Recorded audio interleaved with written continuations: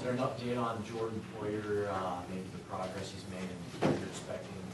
He's going to be available Thursday. Right, he's made some good progress to this point, Josh. He'll be listed as limited today.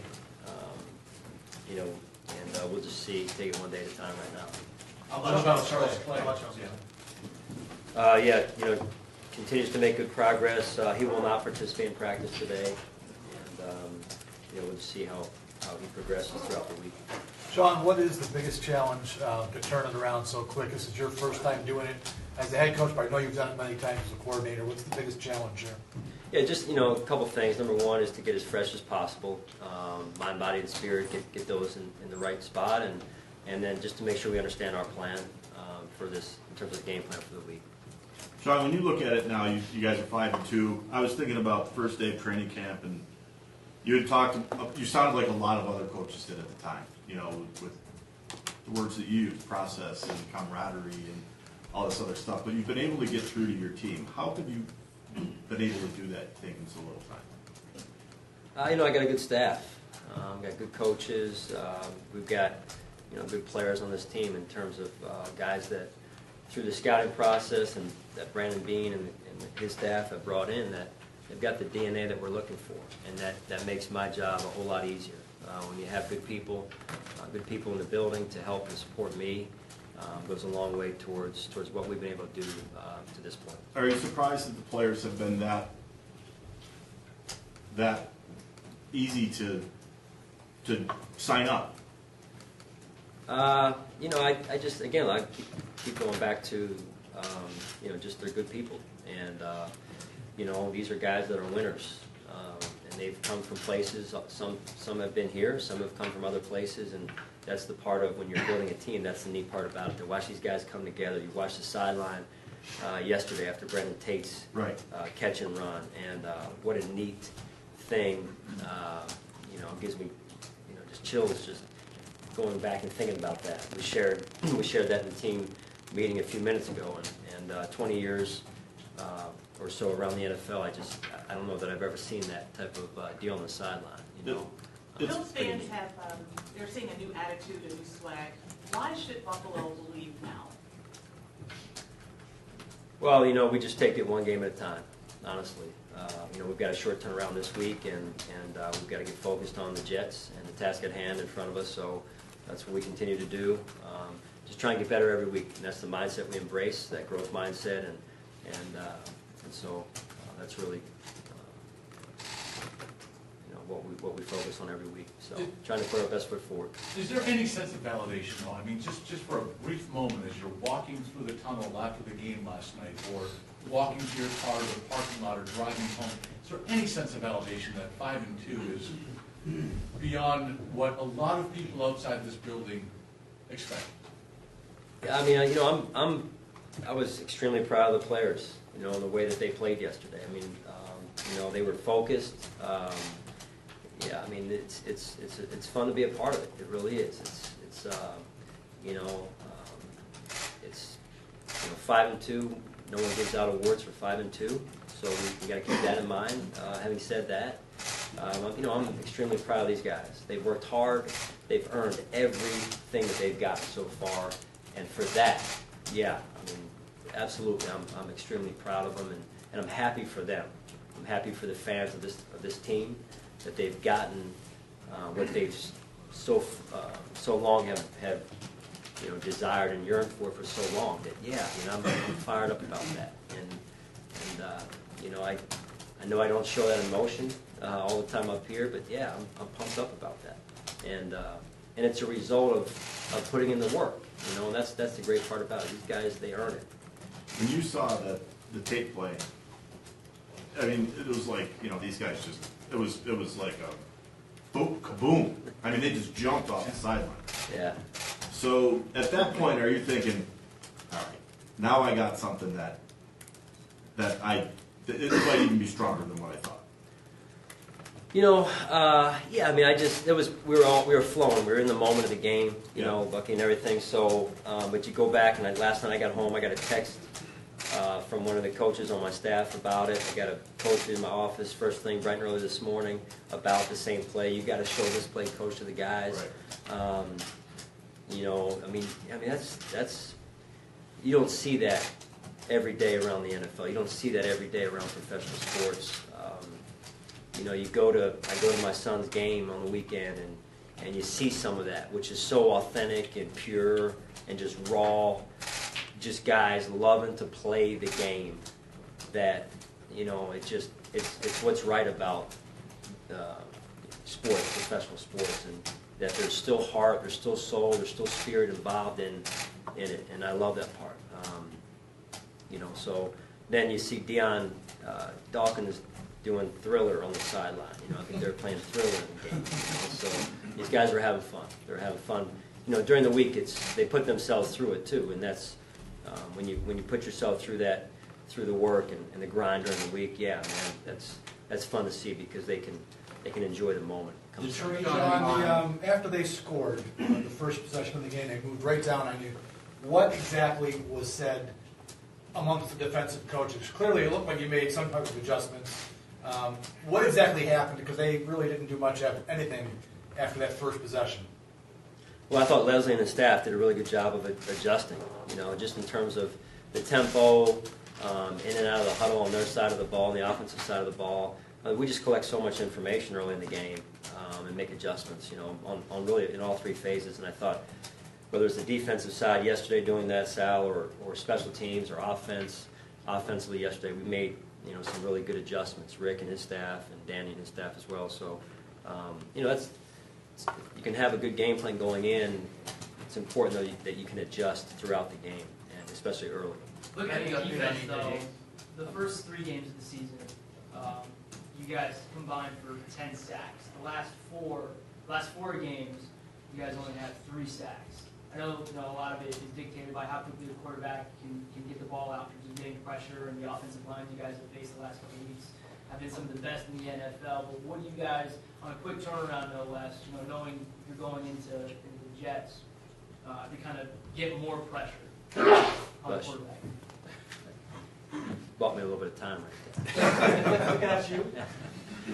No, that's a fair question. I mean, yeah, I mean, when you put the watch on it, you know, when you're able to take time and put the watch on it, the ball is coming out fast, and so then you got to play coverage, and I thought we did well with that yesterday. And there's different ways to affect the quarterback, and that's really what I'm focused on. I thought our front four played extremely hard yesterday, and we got some guys rolling in there as well that did some good things. So, you know, just like I said earlier, you know, you don't get any awards, trophies for being 5-2. We have to continue to grow, continue to evolve, get better, adjust where we need to adjust, and adapt to what's going on. Any update on EJ? He'd be similar to Charles Clay at this point. Sean, what is your general Go ahead. philosophy, overview, outlook on playing Thursday night games? And just, you know, because of, you know, you've gone through this, you've been in the league a long time, you see what it does to guys' bodies and minds and things like that. Well, yeah, I mean, I know that, you know, we're focused on this game, and I know that to get their minds and bodies right is important. That's what I know, you know, and I'm just focused on this team right now, Sal, and getting them ready to go for Thursday night. And, you know, the great part about it is guys were in early this morning trying to get their bodies back and ready to go. So, you know, really just focus on the next 2 or 3 days that we have to get ready and tee it up come Thursday night. Trade deadline is coming up tomorrow. How much are you able to stay in the loop because of the quick turnaround? Yeah, Brandon and his staff, you know, we're on top of it. Brandon and I speak, you know, sometimes hourly, really. So, you know, I know Brandon spoke about it the other day, and you know, I just depend on him to keep me up to date on what's going on or what's not going on. So, you know, I know he looks at everything in terms of trying to improve our roster. Given that you guys are 5-2 now, when we spoke to Brandon, you know, it was 4-2. That was on Friday night. Does that impact how you approach the deadline in the sense of maybe trying to be a little bit more aggressive and getting help for this year's roster, knowing that you're firmly in the playoff race versus, you know, making a move that could be for the future in the way that, you know, the Marcel trade was when it's just a draft pick coming back? Right. Yeah, there's a couple different ways to look at it. I mean, I think the biggest thing right now is that we continue to focus on our vision for this football team, and so you know, obviously we want to win, and we've talked about it for a long time in terms of win now and also win later. So that remains the vision, and we're gonna approach approach philosophically everything with that in mind. Hey, Sean, one of those guys whose name has come up in trades is Cordy Glenn, as we know. But the last 2 weeks, since he's been back on the field, it seems there's no coincidence your running game has been better. I mean, have you seen that his return to the lineup has made a big difference there? He's done a good job. He really has. Excuse me. Cordy's a force, and when he's in there, he's good in the run game. He's good in the pass game. He's a big body, so he's played a number of games in the NFL. So we have a lot of trust in Cordy Glenn, and I thought our offensive line did a really good job yesterday with that in mind, with Cordy in there and the game before. So we ran the ball well. Yesterday we protected well again, and that's not easy when you look at 52 and 51 coming off of both edges yesterday, and a lot of credit to our offensive line and Rick Dennison, the scheme, and Juan Castillo, our offensive line coach. So I thought Jordan Mills on the right side, when you talk about Cordy, you look on the other side with Jordan, I thought he did a really nice job throughout the game. How about the starting with just the whole next man up, no matter who you plug in, well, for the most part, has made a big play, whether it's Trey Elson getting an interception yesterday, Milano doing what he's done in place of Humber. How impressed are you with how these guys have been able to perform, while being second and third stringers or being signed out the straight 4 days before a game like Deontay Thompson? Right. We look at it more as these guys are our players. We've got 63 guys, and that's who we prepare to play. Coaches do a phenomenal job. Coach Babich, our safeties coach, did a phenomenal job with Trey. Trey put the time in. We erase all labels when you talk about that type of mindset of, are you a backup? No, you're a player. You're a linebacker. No, backup linebacker. No, it doesn't exist. You're a linebacker. In Matt's case, and receiver. You see Andre Holmes, Brandon Tate making big plays yesterday. Backup receiver. No, you're a receiver. And so those guys embrace that, and that's the fun part about it is, when you have that type of approach, that type of mindset, you're able to erase some of those labels that get put on the guys when, TJ or Taiwan, the week before, he's a backup running back. No, he's a running back, and he's a running back for the Buffalo Bills. And so those guys embrace that. They're ready to go, and they step up when their number's called. Coach, with respect to Tyrod, it just seemed like the Raiders were trying different things to slow down the effectiveness, completion percentage, all that stuff. They rushed 3 and forced him to try to beat coverage. Can you just maybe speak to how well he was patient and just looked for answers? There weren't always giant plays, but it just seemed like he kept things moving. He did. I really, the last 2 weeks have seen Tyrod grow in the pocket and stepping up in the pocket and doing some really nice things, keeping plays alive, certainly. We all know that, delivering the ball. And I just think that he's had 2 quality weeks since the bye. And he's all, you look at other ways that he's evolving and growing as a leader of this football team. And that's really exciting to watch. And so I've been very proud of what he's done the last 2 weeks, in addition to the rest of the guys that I've talked about already. Hey, Sean, chemistry-wise, I'm sure you've been in situations where it's almost hard to explain when the chemistry is right, but it kind of smacks you upside the head.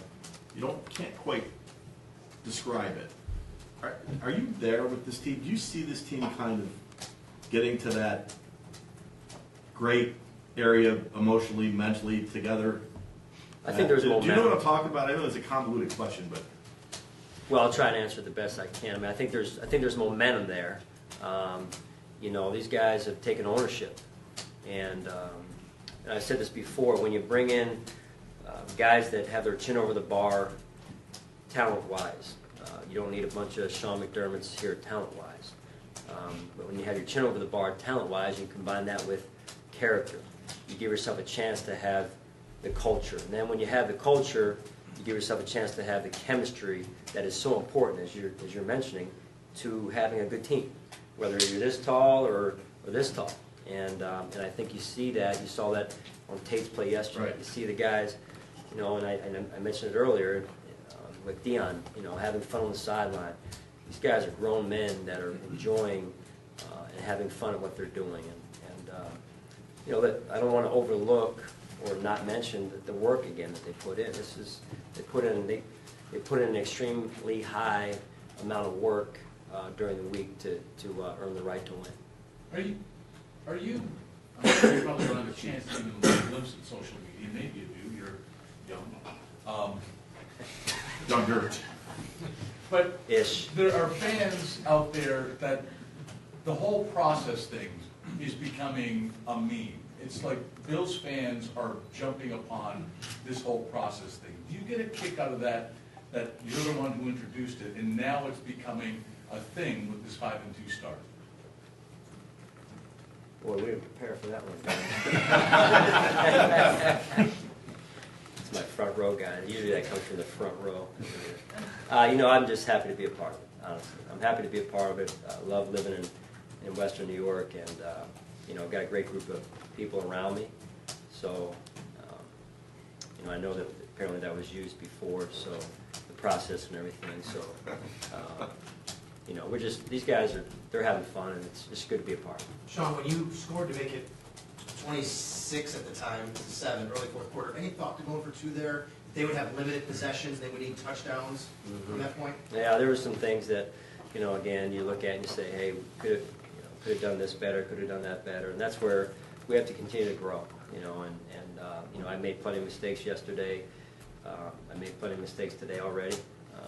So it's just us continuing to improve, adapt, evolve.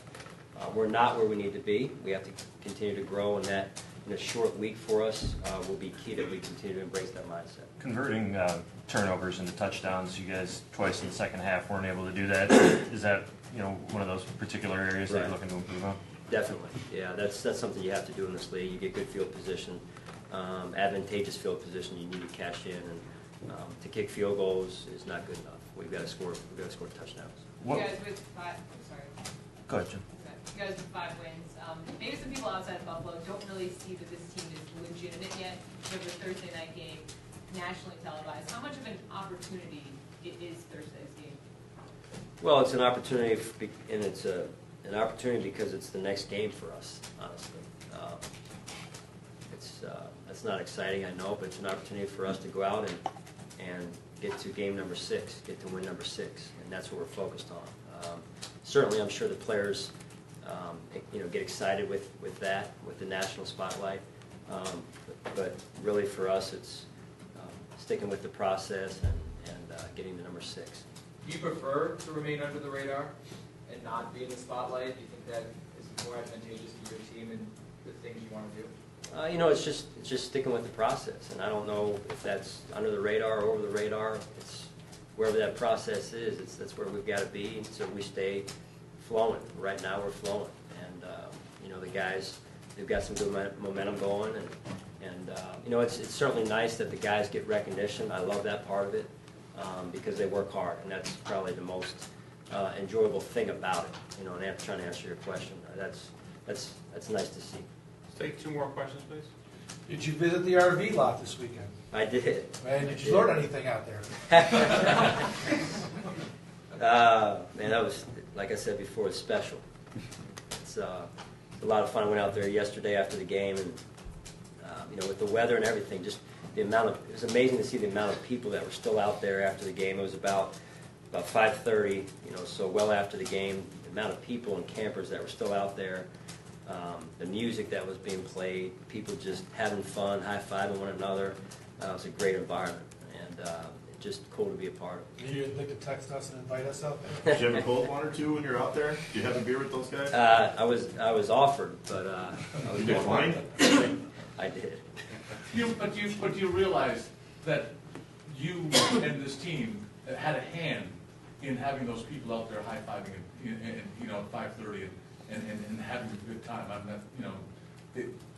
You had a hand in that. Well, the team, the guys played. They played a good game, and that's what's fun to watch. Is when you can go out, play a good game, give the fans some things to cheer about. It really is a nice relationship when they come out to support us. The guys play well. They make some big plays. They play gritty football, and they play as a team. That's a nice comes together in a nice way. All right, thanks.